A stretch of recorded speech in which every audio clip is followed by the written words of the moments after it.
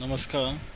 मैं डॉक्टर अमित अस्थाना आज आपको एपिडेमियोलॉजी के बारे में बता रहा हूँ।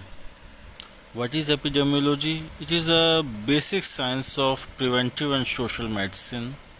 AP means among, demos people and logos means study. That is something study among the people. किसी ग्रुप ऑफ पॉपुलेशन के बीच में कोई स्टडी करना, that is epidemiology. Definition of epidemiology defined by John M. Last in 1988. It is the study and analysis of the distribution, who, when and where, कहाँ, किसको और कहाँ पर, pattern and determinants of health and diseases. Basically, it is a study in a scientific, systematic, and with the help of data. Distribution, that is किसी भी disease की किसी particular population में फ्रीक्वेंसी क्या है, मतलब उसकी प्रिवलेंस क्या है, कितने समय में डिज़ीज़ डबल होता है, ट्रिपल होता है. डेटा में कॉजेज़ और रिस्क फैक्टर, किसी भी डिज़ीज़ के कॉजेज़ और रिस्क फैक्टर क्या है, इन सब की combined study is epidemiology. Concept of epidemiology, इसके थ्री कंपोनेंट्स होते हैं. Number first, disease frequency, then distribution of disease, and third, determinants of disease. सबसे पहले है डिजीज़ फ्रीक्वेंसी, मतलब किसी डिज़ीज़ की फ्रीक्वेंसी क्या है, उसकी प्रिवलेंस कितनी है, कितने समय में उसके केस इंक्रीज़ होते हैं.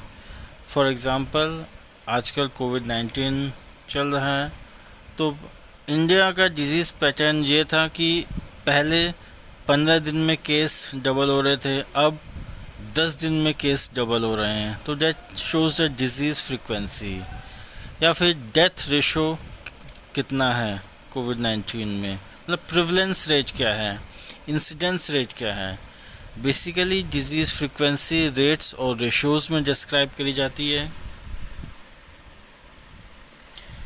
These rates generally are essential for comparing disease frequency in different population. इसके अलावा epidemiology also concerned with the measurement of health related events. Like epidemiology को हम पढ़कर रीड करके ये भी पता लगा सकते हैं किसी डिज़ीज़ की कि किसी भी कम्युनिटी के हेल्थ नीड्स क्या हैं, उनकी डिमांड्स क्या हैं, उनकी हेल्थ केयर यूटिलाइजेशंस क्या हैं. इसके अलावा नॉन डिजीज़ वेरिएबल्स जैसे कि ब्लड प्रेशर, सीरम कोलेस्ट्रॉल वगैरह, ये सब भी अंडर एपिडेमियोलॉजी आते हैं. नेक्स्ट है distribution of diseases. It is an important function of epidemiology. Distribution patterns study करना कि किस रीजन में ये डिज़ीज़ ज़्यादा स्प्रेड है, किस रीजन में ये डिज़ीज़ कम स्प्रेड है, according to time, place and person. Higher concentration किसी जियोग्राफिक एरिया में किसी डिज़ीज़ की ज़्यादा होती है, किसी जियोग्राफिक एरिया में डिज़ीज़ प्रिवलेंस कम होता है. जैसे कि कोविड-19 के केस में हम देख सकते हैं, बॉम्बे में, महाराष्ट्र में बहुत ज़्यादा डिज़ीज़ की प्रिवलेंस है एज़ कम्पेयर टू यूपी.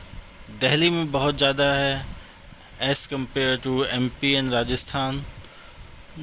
तो that shows the disease prevalence कि डिज़ीज़ बहुत एक जियोग्राफिक एरिया में ज़्यादा होता है as compare to other geographic area.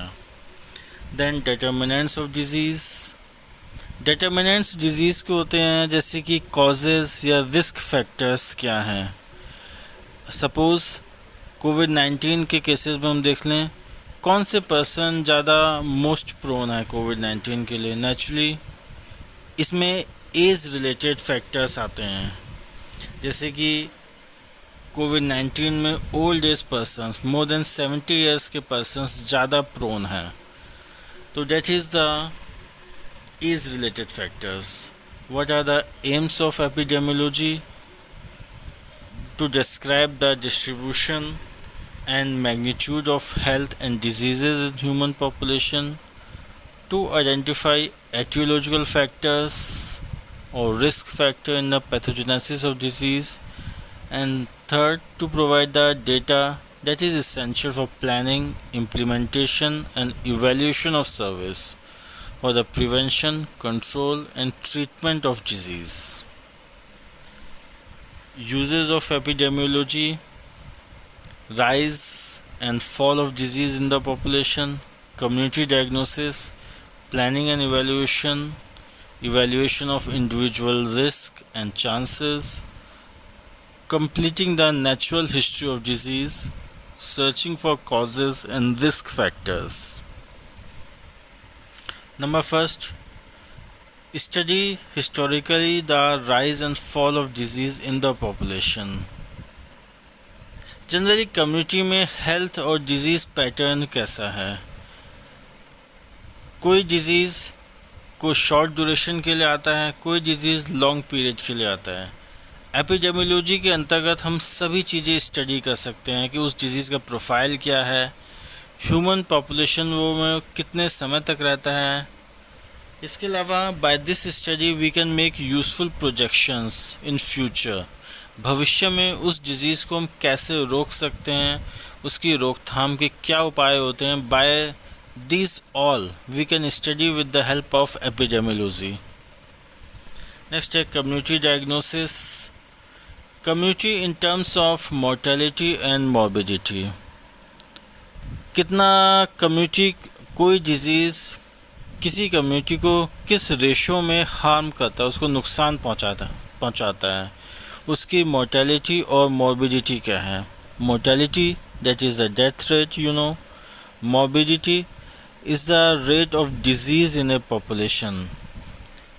कोई पर्सन अगर मॉर्बिड है, मतलब उसको डिजीज़ है, तो नेसेसरी नहीं है कि वो मोर्टेलिटी उसको मिले, आई मीन टू से उसको डेथ हो उसकी। तो मोर्टेलिटी और मॉर्बिडिटी किसी कम्युनिटी के इसके रेशो को देखकर हम कम्युनिटी डायग्नोसिस बना सकते हैं। Number third, planning and evaluation. Epidemiological study से हम प्लानिंग एंड इवैल्यूएट कर सकते हैं हेल्थ नीड्स को, किसी पॉपुलेशन की हेल्थ नीड्स, इसको हम प्रॉपर प्लानिंग एंड इवैल्यूएशन से अंडरटेक कर सकते हैं। इसके अलावा whether the measures undertaken are effective, जो हमने मेजर्स करे हैं वो इफ़ेक्टिव हैं या नहीं हैं in reducing the frequency of disease. Number fourth, evaluation of individual risk and chances. It makes a statement about the degree of risk in A population. Number fifth, completing the natural history of disease. Epidemiology is generally concerned with the entire spectrum of disease in the population.